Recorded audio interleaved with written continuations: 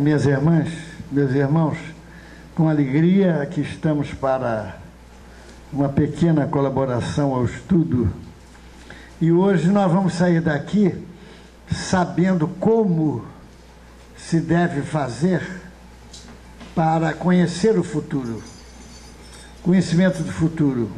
Porque aí é fácil, né? Se a gente conhecer o futuro, a gente erra menos, né? Ou praticamente não erra, né? São as perguntas 868 a 872 que tratam do conhecimento do futuro. Então, quer dizer, em princípio, dizem os espíritos, o futuro é oculto às criaturas e só em casos raros e excepcionais Deus permite a sua revelação, porque tem uma série de inconvenientes. Na Revista Espírita, de 1858, tem um vasto tema, assunto que Kardec aborda, trazendo o pensamento dos espíritos sobre esse tema, né? Ele traz mais inconvenientes do que benefícios, o conhecimento do futuro, né?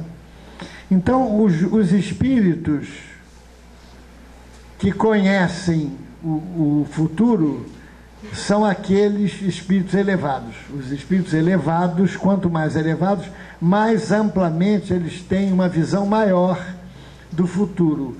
É um exemplo do Sol, né? O Sol, ele abrange o mundo inteiro, inclusive o verme que está nas furdas, os lugares mais escondidos e estreitos, o Sol penetra. Por quê? Porque ele está numa posição elevada, então ele conhece, ele vê toda a situação onde ele atua, né?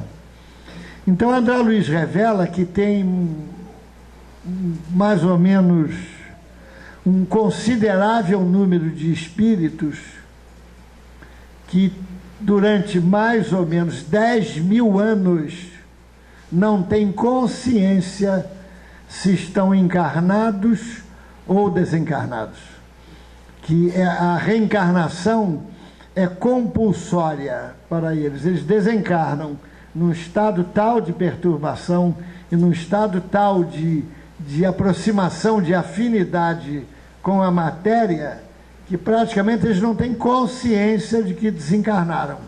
E a encarnação deles é promovida por espíritos bem chegados que trabalham aqui sem pedir autorização ao plano superior. Eles promovem como que automaticamente o retorno desses espíritos através do choque biológico da reencarnação e da desencarnação, eles despertarem as suas consciências para a vida espiritual, para o fato de serem espíritos, né? Então, por um sábio desígnio da providência, o futuro nos deve ser oculto. Se o conhecêssemos, o que acontecia com o nosso livre-arbítrio? Ele seria entravado, não é? Seria bloqueado. E a certeza do êxito nos tiraria a vontade de fazer qualquer coisa. Não veríamos necessidade de nos darmos a esse trabalho, ou impediria que acontecesse. Certa feita foi um médico em Uberaba conversar com o Chico. Ele era materialista e ele estava com uma doença no joelho que ele sabia que ele ia ficar paralítico. Ele tinha percorrido a medicina na Europa e na América sem resultado. Então ele ouviu falar numa pomada milagrosa, que é a pomada do vovô Pedro. Então o Chico deu 4 potes a ele, ensinou como ele deveria passar, inspirado pelo Dr. Bezerra de Menezes. Quando ele saiu, se afastou, ele disse para uma amiga nossa, que nos contou esse fato: ele não vai ficar bom, porque ele vai passar 2 potes, não vai ver melhoria nenhuma, não vai sentir nenhuma melhoria, ele vai abandonar os outros 2 potes.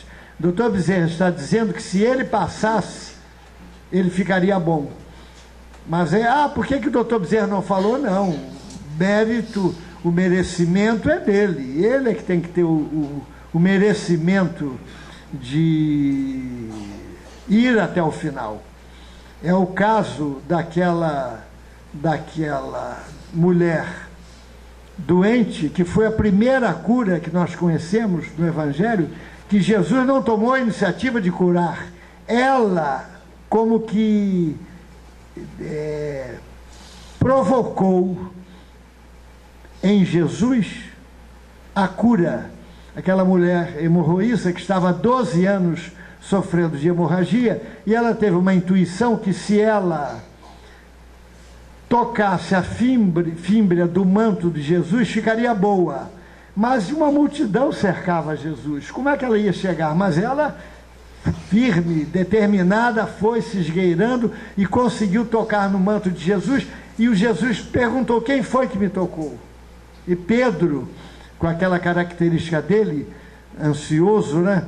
Mestre, como saber quem lhe tocou? Nós estamos aqui acotovelados pela multidão, o senhor vem perguntar quem lhe tocou? Aí Jesus respondeu por quê que ele fez essa pergunta.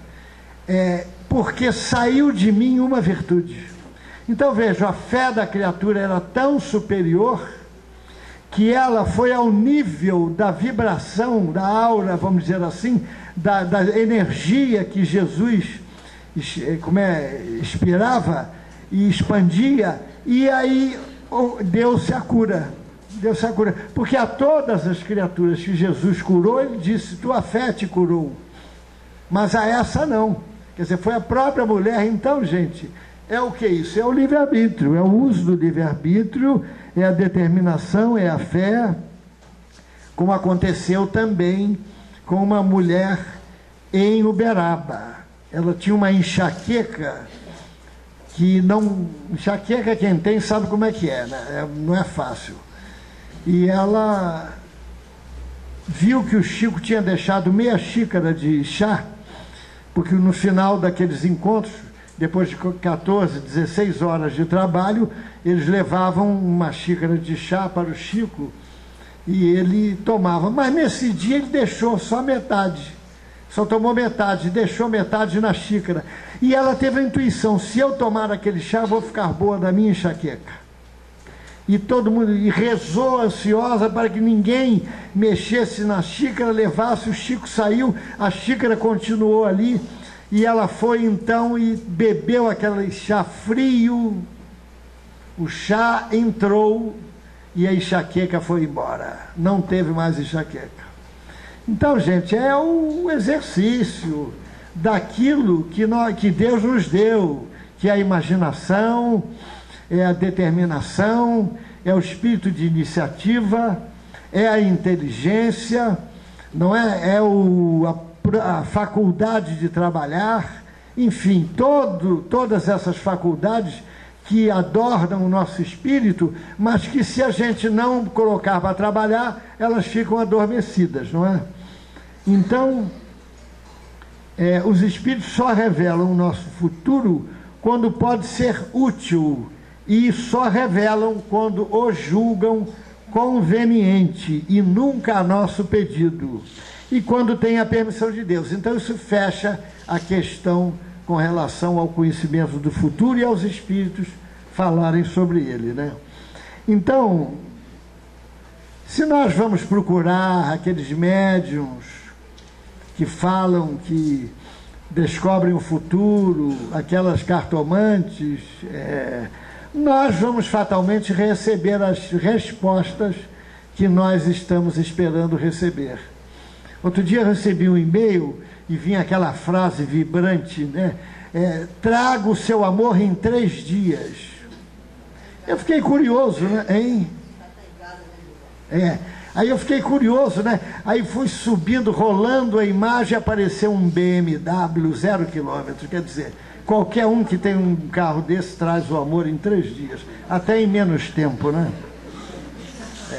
Então, quando Deus permite que o conhecimento antecipado seja revelado, há algumas considerações a refletir. Vejamos. Dizem os espíritos que acontece quando este conhecimento antecipado deve facilitar o cumprimento das coisas, em vez de embaraçá-lo. Só nessas circunstâncias, quando ele vem facilitar o cumprimento das coisas, e não embaraçado, levando o homem a agir de maneira diferente do que o faria se não o tivesse. Além disso, muitas vezes é uma prova. Vamos ver, a perspectiva de um acontecimento pode despertar pensamentos que sejam mais ou menos bons. Se o homem souber, por exemplo, que vai ganhar uma fortuna com a qual não contava, o que pode acontecer com ele fatalmente? Um sentimento que até então ele não tinha, que é o sentimento da cupidez, da cobiça, não é? Pela alegria de aumentar os seus bens terrenos, né? Então aí entra o interesse pessoal.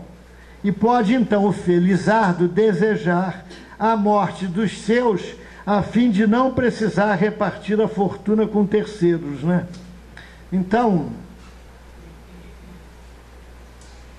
por outro lado, se a previsão não se realizar, será outra prova, a da maneira porque suportará a decepção. Então vejam, nos dois casos não é útil. Num pode ampliar, motivar a cobiça, e no outro pode trazer uma decepção e até uma revolta, uma insatisfação pelo fato de não ter acontecido.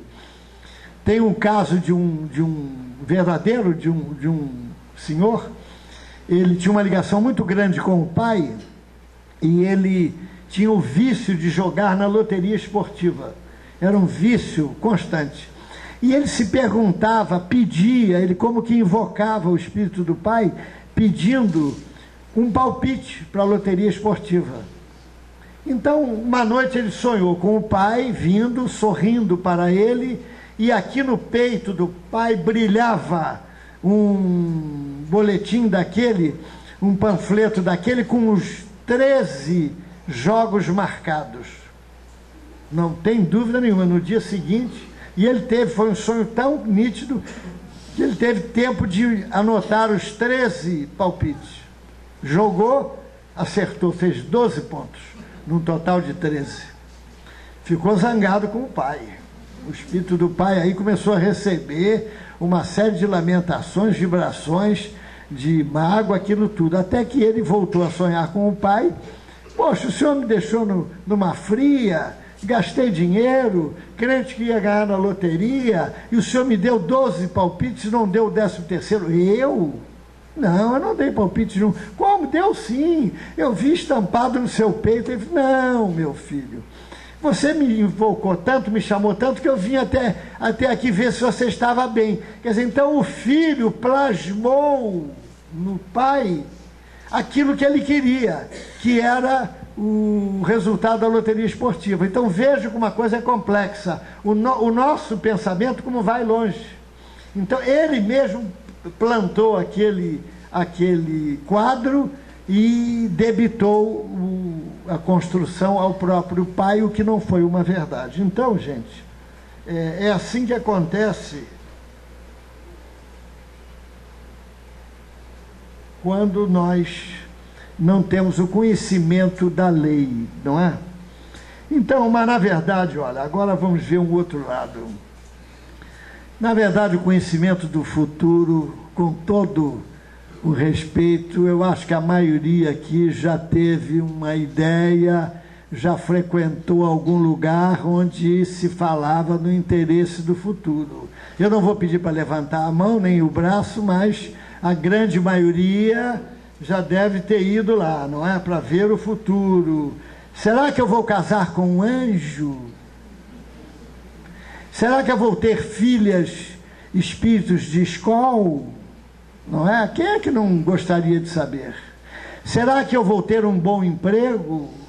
Um emprego que vai me dar uma boa remuneração?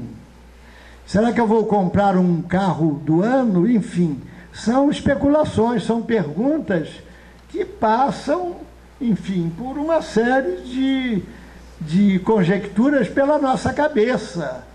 Então seria muito cômodo se a gente soubesse, mas onde ficaria o nosso livre-arbítrio e onde ficaria o nosso espírito de iniciativa? Então nós queremos atualmente, essa pergunta é uma constante em razão do momento que nós estamos vivendo, da crise que nós estamos vivendo, crise moral, crise material. Então a criatura se preocupa com o futuro, como é que vai ser? Não se falam aí que o mundo vai acabar em dezembro de 2012, não é? Aí um amigo meu, puxa vida, dia 12, você tem até um dia marca, dia 12? Pois é, dia 12, a Sônia sabe, calendário maia, quando vai acabar, né? Então um amigo meu me disse, puxa vida, não podia acabar no dia 14, que eu faço aniversário no dia 13, quer dizer. Então, olha, o mundo vai realmente acabar. E vou confirmar a vocês, vou anunciar a vocês essa verdade. O mundo material vai acabar, mais ou menos daqui a 5 bilhões de anos. O mundo vai acabar. Então, quem viver, verá até lá que o mundo realmente vai acabar daqui a 5 bilhões de anos, segundo o que os próprios espíritos falam, né? Então, mas o nosso interesse do conhecimento do futuro, fica uma pergunta: será que é em relação à vida espiritual ou à vida material? Que a gente quer saber. Será que a nossa preocupação do futuro é com relação à vida espiritual ou à vida material? Eu acho que é com a vida material, não é? Será que nós esquecemos? Porque nós esquecemos. Olha, a nossa crise de hoje, a nossa encrenca de hoje, é o passado que nós tivemos. Nós hoje sofremos, a nossa vida é a resultante daquilo que nós fizemos no passado. Então, olha só, não precisa conhecer o futuro, vamos fazer melhor, vamos construir o futuro. E nós construímos o futuro a partir de agora. Olha que informação de peso, gente. Ninguém espere morrer, ninguém espere que vai mudar de vida, que as coisas vão se modificar, que o parente perturbado vai embora para melhorar, não. O futuro nós construímos agora. O que nós somos do nosso passado hoje? Herdeiros. E o que nós somos do nosso futuro amanhã? Construtores. Então, gente, a vida só tem um objetivo: resgatar o passado e construir o futuro. Ninguém está aqui para gozar de férias. Ninguém veio aqui para receber um passaporte para viajar. Nós estamos aqui com uma carteira de trabalho. Principalmente os espíritas não podem esquecer esta realidade. Então nós somos hoje, repetimos, o construtor do nosso futuro. Então, como será o nosso futuro amanhã? Basta avaliar as nossas ações de hoje. Se nós somos criaturas egoístas e não lutamos para vencer o egoísmo, o nosso futuro amanhã será uma criatura egoísta. Se nós somos ciumentos hoje e não movemos uma palha para vencer o ciúme, porque tem muito espírita que diz, não, o ciúme que é que tem, é até prova de amor. Leiam Entre a Terra e o Céu, para vocês verem o que o ciúme resultou, numa obsessão seríssima. Então, o que acontece? Se eu sou avarento, se eu sou pessimista, se eu sou comodista, se eu sou acomodado, o meu futuro será de uma criatura acomodada, olha, não há nada pior para o espírito do que a rotina. Emmanuel fala que a rotina é a ferrugem das ideias. E Inácio Bittencourt informa que rotina é o coágulo da vida. Então a criatura rotineira, eu conheci uma moça funcionária pública, e ela era extremamente rotineira. Ela chegava na hora certa, sentava no mesmo lugar. Olha, eu tive uma médium, um parênteses, da nossa mesa mediúnica que disse, se me mudar de lugar, eu saio da reunião. Porque eu, desde criança, no primário, que eu não dava minha cadeira para ninguém, eu sentava sempre no mesmo lugar. E na mesa mediúnica, se dissesse que ia trocá-la de lugar, ela sairia da mesa mediúnica. Então vejam, é uma pessoa vencida, escrava da rotina. Então essa moça, o máximo que ela se permitia, o uniforme da repartição era saia azul marinho e blusa branca, ou saia branca e blusa azul marinho. O máximo que ela se permitia era trocar. Um dia fizeram uma festa, você não vai à festa da repartição, que horas termina? 11, não posso, durmo às 10 horas. Ela não foi à festa. E praia, você não vai à praia? Era branca, igual a cera. Não vou. Só irei à praia quando me aposentar. Não conheceu a praia porque desencarnou antes da aposentadoria. Então é a rotina, gente. Não há o desculpismo, não é? Quantas pessoas, não posso, não sei como é que faz, não é? Então basta a gente avaliar as nossas crenças e valores de hoje para saber como será o nosso futuro. Nós vamos conhecer o nosso futuro fazendo isso. Olha, quando tem gente que não vai ao médico com medo do médico falar que ele está com uma doença esquisita e ele morrer, tem medo de morrer. Então ele não faz a medicina preventiva. Medicina preventiva é importante. Aí ele não vai ao médico, quando vai, o médico diz que ele está com uma série de doenças, aquilo tudo, dá uns remédios, ele não fica bom, daqui a pouco fica ruim, mas para lá do que para cá, ele coloca a culpa no médico. Por quê? Porque ele não fez medicina preventiva. Então, quantos achaques perguntamos, quantas doenças seriam evitáveis se nós fôssemos ao médico, se nós fizéssemos uma dieta, não é? Uma dieta, quer dizer, como dizia, porque olha, do lado de lá também a coisa vai. Comia tanto, mas tanto Juquinha Paraguaçu, que agora desencarnado só pensa em frango e tutu. Quer dizer, então do lado de lá continua. Então, se o nosso presente de hoje não é um mar de rosas, minha gente, vamos debitar ao pretérito, ao passado, essa encrenca, e não as pessoas. Nós temos muito a mania, o vício de culpar as pessoas pelas nossas dificuldades, pelo nosso sofrimento. Ninguém é vítima das circunstâncias, a verdade é essa. Nós somos vítimas de nós mesmos, né? Então vamos ver. Vamos agora trazer o tema para o coletivo, né? O meio ambiente que está em voga, vão ter a Rio menos 20 agora, ou a Rio mais 20 agora, no mês de junho, né? Então, olha, vocês viram quantos sofás, fogões, até micro-ondas jogaram nos canais ali da Barra, gente, onde mora gente rica. Os rios de Jacarepaguá estão mortos. As lagoas de Jacarepaguá estão mortas. Quem matou-as foi a natureza? Foi Deus? Foram os homens.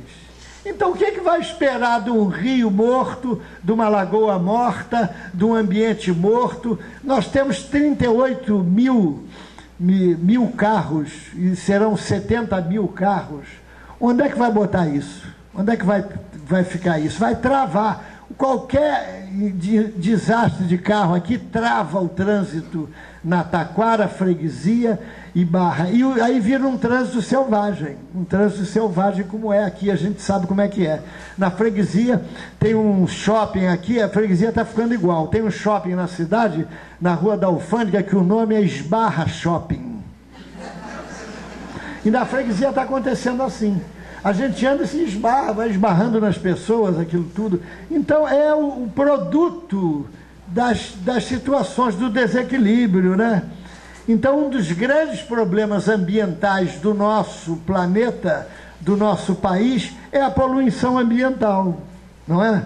Enquanto alguns países da Europa já desenvolveram planos decisivos para a despoluição dos rios.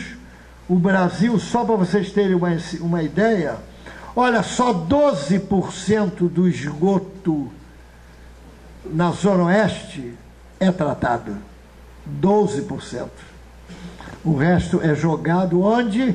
Nas águas pluviais, enfim, nos rios, nos canais, e quem sofre somos nós. Então, é o nosso futuro.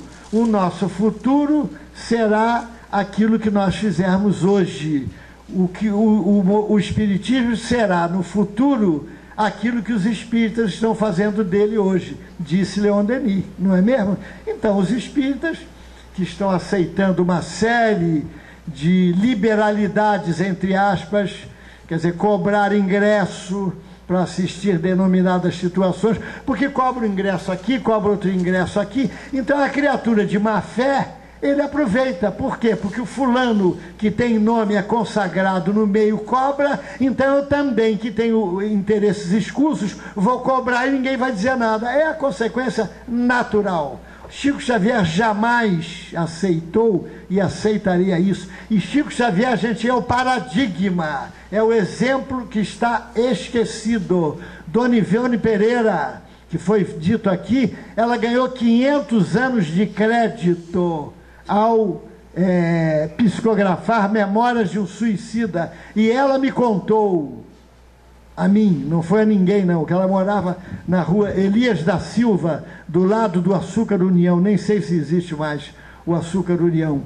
Então ela me disse: Gilberto, se eu fosse uma festa mundana, a minha mediunidade estaria estragada. Quer dizer, renúncia, tratamento. Então, esse sistema de esgoto jogado nos canais, nos rios, é o principal causador da morte dos peixes. Então, dos 12 principais rios da região sul e da região sudeste, de 12, 10 estão extremamente poluídos. E esses 10 ficam nas principais capitais das regiões. Então, não se debite a conta do pobre, daquele que tem poucas letras, esse desacerto, essa dificuldade. Somos nós que fazemos isso.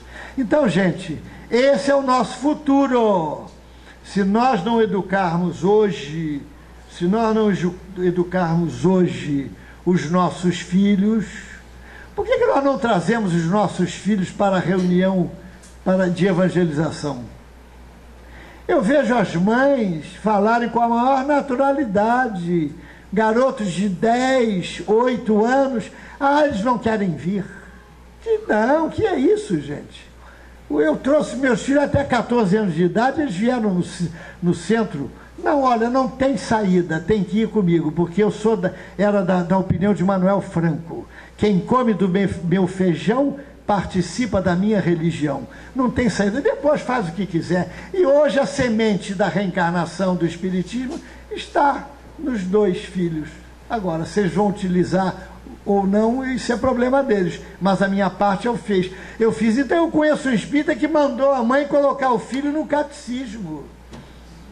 Gente, é espírita ou não é espírita? Então é espírita para vir aqui, não é? Para vir aqui receber o passe, não é? Vai ver se tem uma consulta. Então, olha, eu gosto de ir o passe, de receber passe com os médiuns jovens, porque aqueles jovens médiuns, eles ventam, eles quando dão o passe, a mão deles venta, e aquele vento só pode ser a presença de um espírito ali. Já o velho, o idoso, ele dá calmamente, ele não venta, nem sei se tem um espírito ali. Então, gente, a pessoa vem para tomar passe com a ventania, o passista ventania. Aquele que venta mais e que treme mais, e é uma beleza. Quando treme e venta, então, esse é o maior. Então, gente, especialistas em medicina preventiva, após pesquisas realizadas, baseadas em 60 mil check-ups, indicaram que quem encontra mais motivos para experimentar sensações positivas em sua rotina, goza melhor de saúde. Olha aí a gente ganhando uma sobrevida já agora e a gente preparando o futuro melhor amanhã.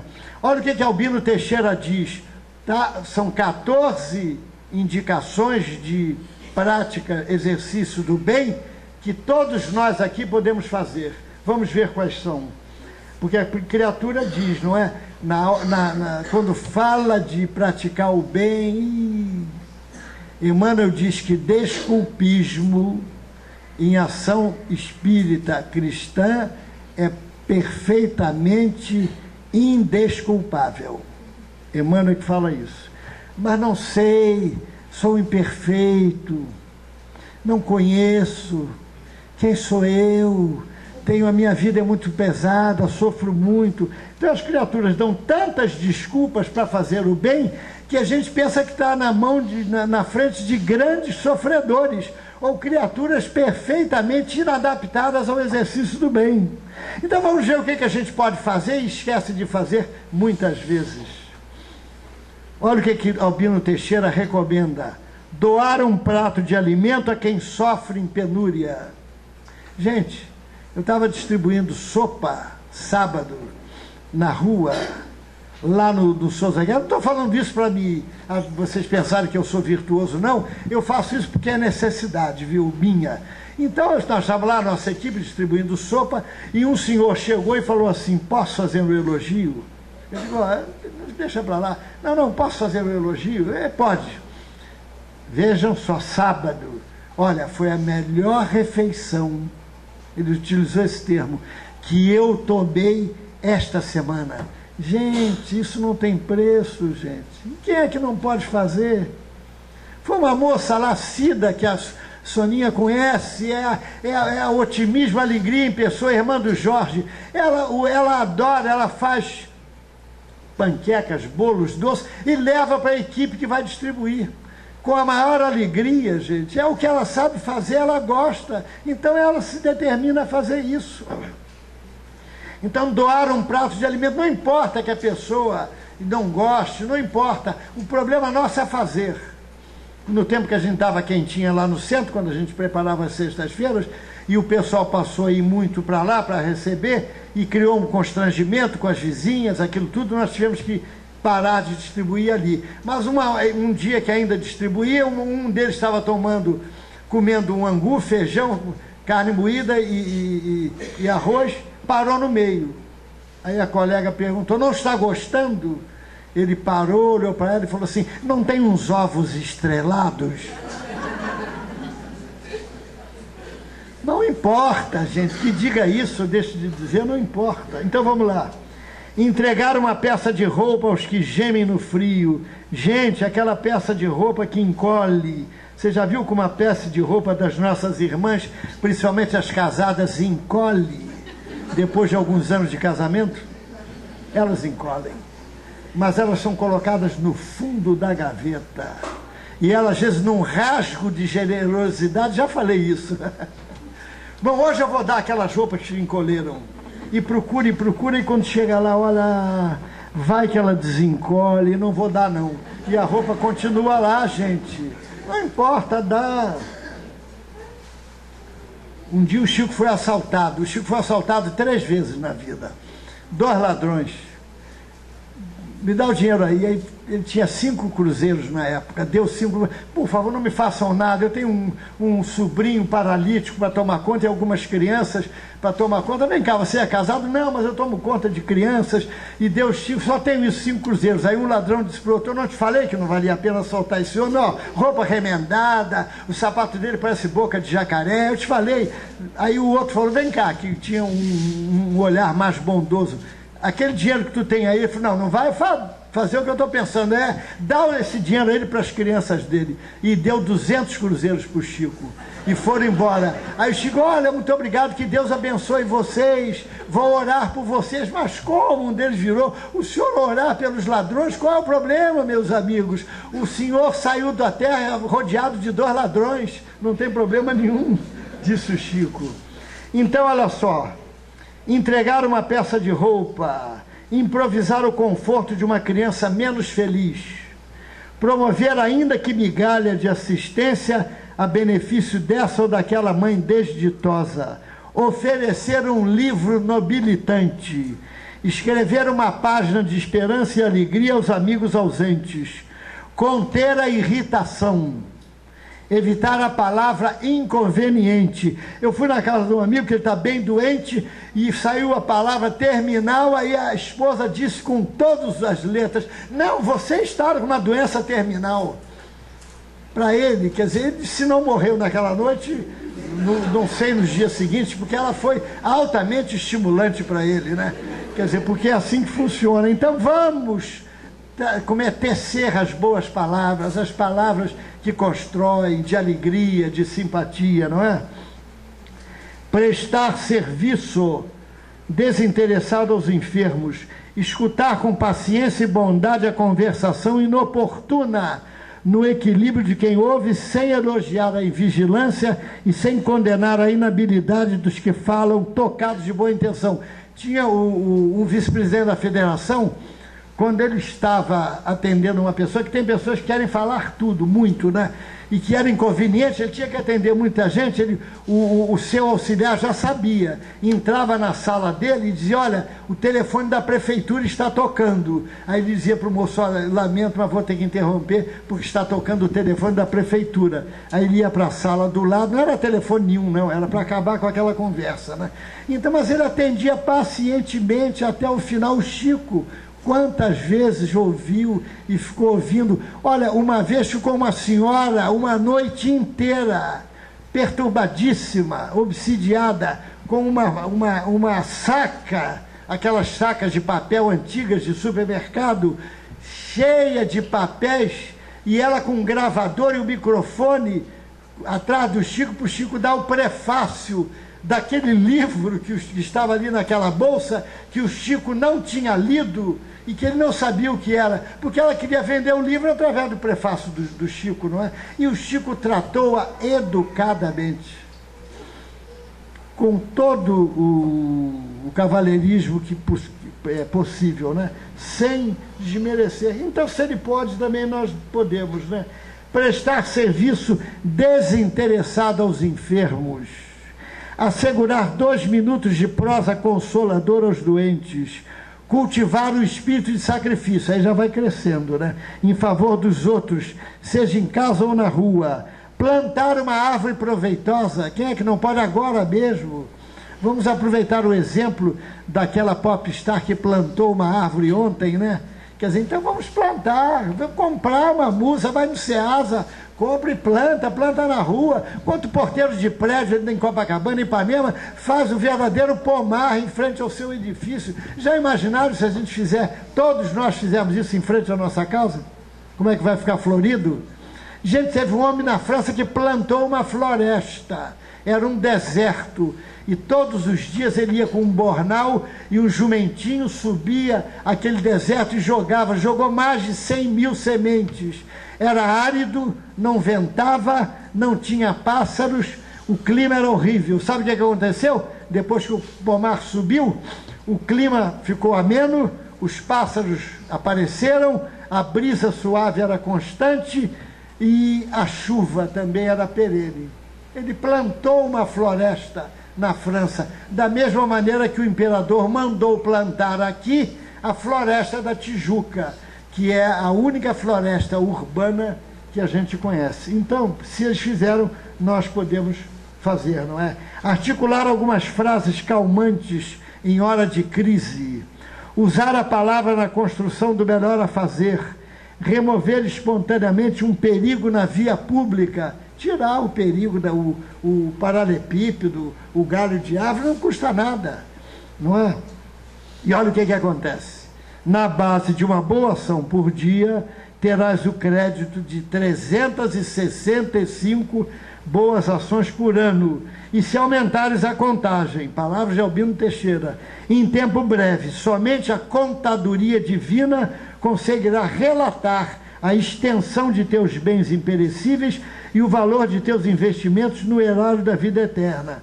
Então, com isso, gente, nós estamos assegurando para nós o quê? Um futuro melhor. Um futuro melhor. Com toda certeza, não precisamos conhecer o futuro, ele será melhor, com toda certeza. A gente não vê criança, tem um rapaz que vai lá no centro, vou ver se eu trago ele aqui, mas só pode vir nas férias. Lucas Antunes, o nome dele, tem 23 anos.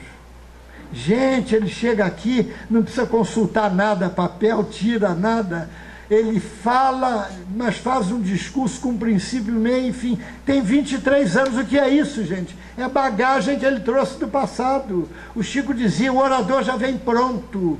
Nós não, nós somos divulgadores, mas o orador já vem pronto. André Marinho, Lucas Antunes e tantos outros que são essa moça que vem aqui, entendeu? E tantos outros que nós conhecemos já vieram prontos, né? Mas olha, tudo na vida tem um preço e um merecimento. Nós vamos encontrar no livro Os Mensageiros. Quem já leu Os Mensageiros aí, levanta o braço.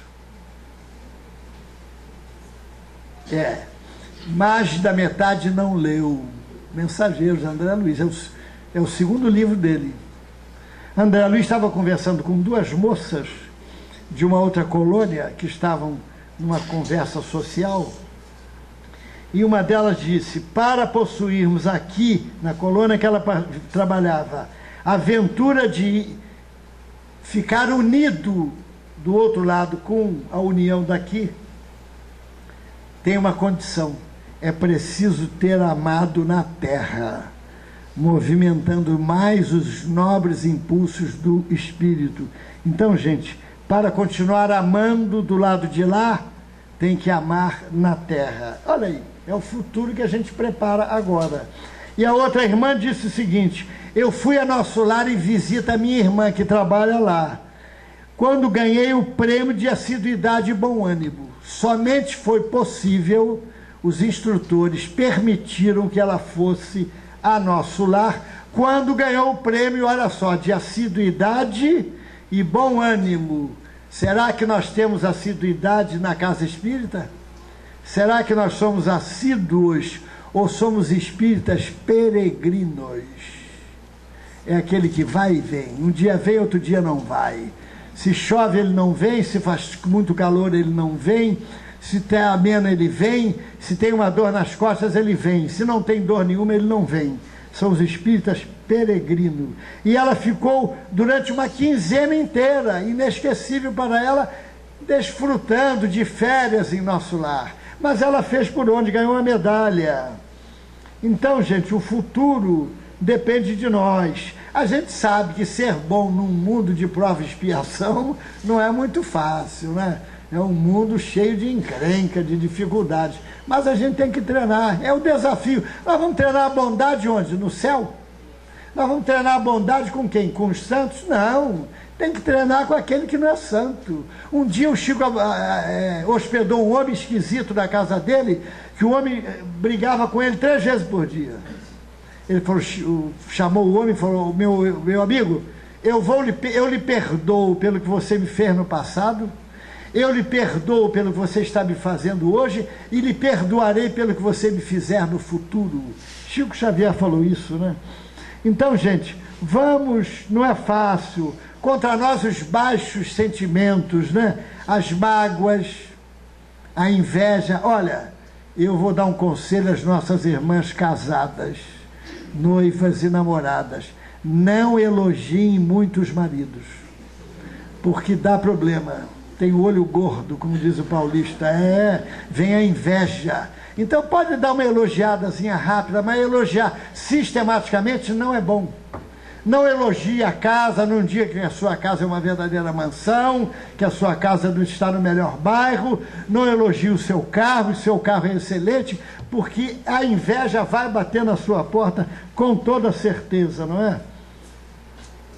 Então, minha gente, a renascença moral dentro da própria alma é o movimento mais importante para a criatura, acima de quaisquer circunstâncias transitórias entre os homens. Prevalece para ele a inadiável necessidade de melhorar-se intimamente, atento à vida real que o espera no futuro. Enquanto o sono está vencível, antes que ele se torne invencível, eu vou terminar contando uma história de Humberto de Campos, numa cidade celeste.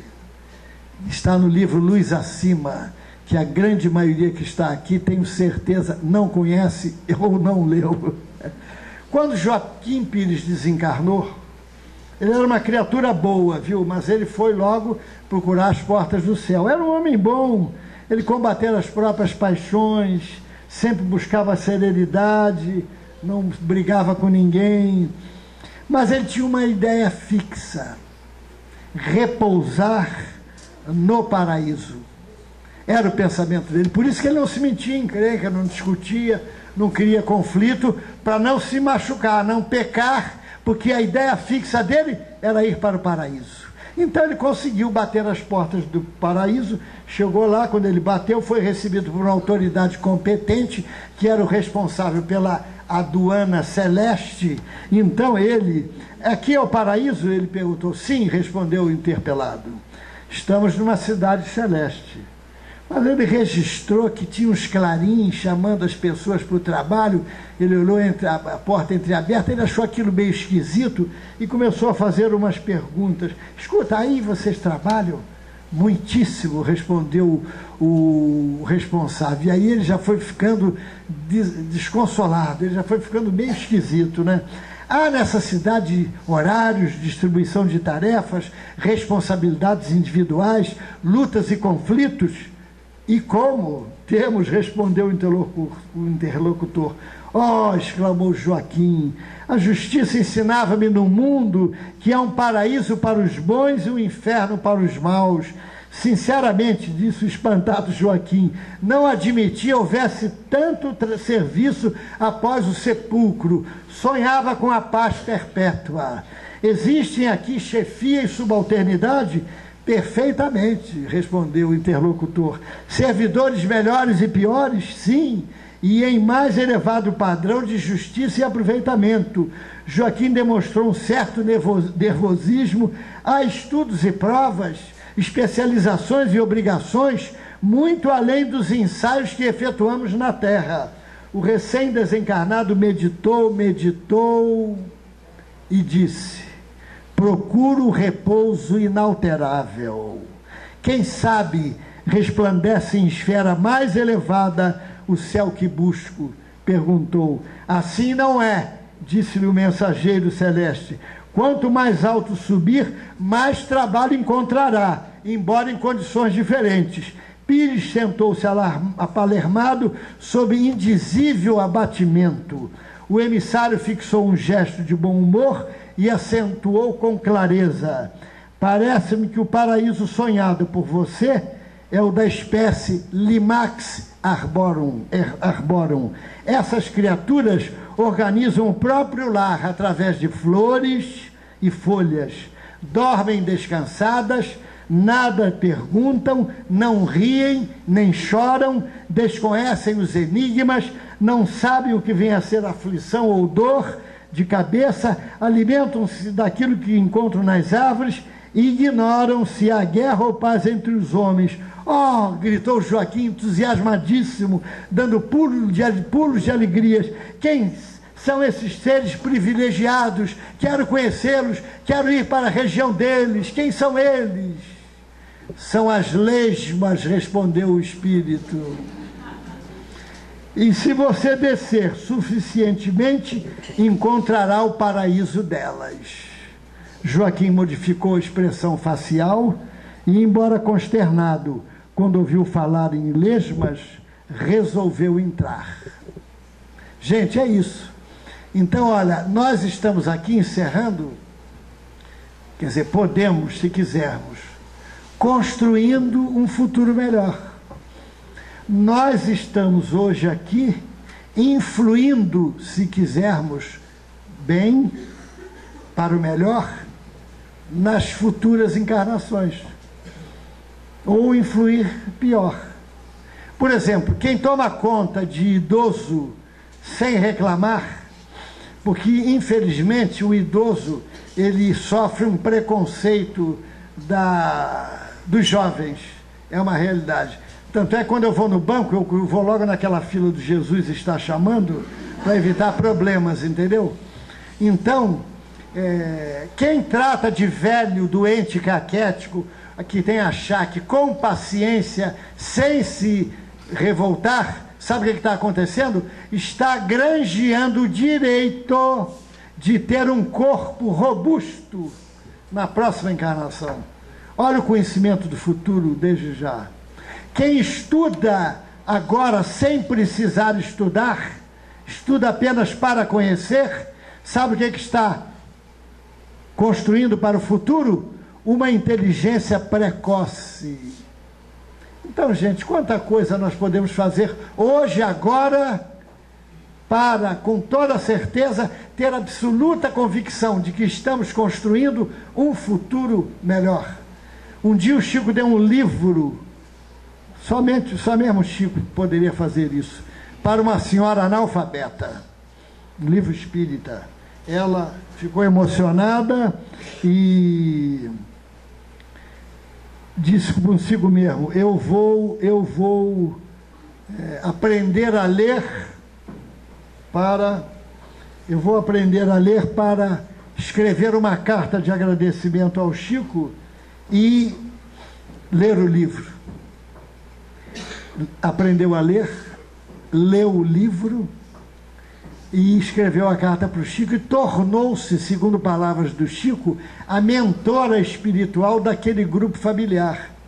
Gente, a Rita conheceu, a Soninha conheceu, Yara talvez tenha conhecido, Dona Yaya, lá no Eurípides, ela lia assim, ela lia livros, que o João dava muito livro para ela, ela lia a 5 centímetros da vista, por problemas de visão, de óculos, de tudo, mas ela lia 5 centímetros da vista e era uma leitora viciada, implacável, vivia lendo. Então, gente, ela vai ter um olho de lince na próxima encarnação e vai ter livros à sua disposição com a maior facilidade. Por quê, gente? Fez por onde? Agora, tem gente que espírita... Já leu o livro dos espíritas? Disse uma senhora uma vez. Não, o livro dos espíritas, que ela quis dizer, o livro dos espíritos. Então, quanta gente boa que pega o livro, começa a ler no impulso, depois pega o livro, leu 10 páginas, bota na prateleira e ele fica esquecido ali, apanhando poeira. Não é, Flávio? A gente conhece gente assim, né? Não, é claro que você não, mas a gente conhece. Então é isso, gente. Vamos construir, sabe, ter a convicção plena de que hoje, através dos nossos passos, das nossas ações, das nossas reações, do nosso empenho em ser melhor, estaremos com toda certeza plasmando, construindo um futuro melhor amanhã. Muito obrigado pela paciência, muita paz a todos.